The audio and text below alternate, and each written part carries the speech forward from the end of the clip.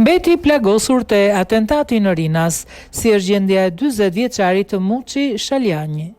Sipas burimeve nga spitali, mësohet se gjendja e 40 vjeçarit mbetet e rëndë, ndërsa ai ndodhet nën kujdesin intensiv të ekipit mjekësor. Kujtojmë se një atentat me armë zjarri ndodhi këtë të martë rreth orës 14:20 në rreth rrotullimin pranë aeroportit të Rinasit.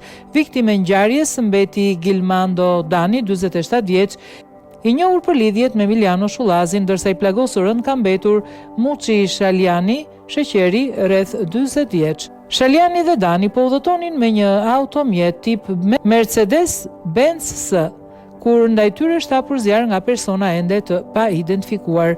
Si pasojë e breshërisë së plumbave, Dani humbi jetën në vend, ndërsa Shaljani u transportua në spital, ku ndodhet në gjendje të rëndë shëndetësore.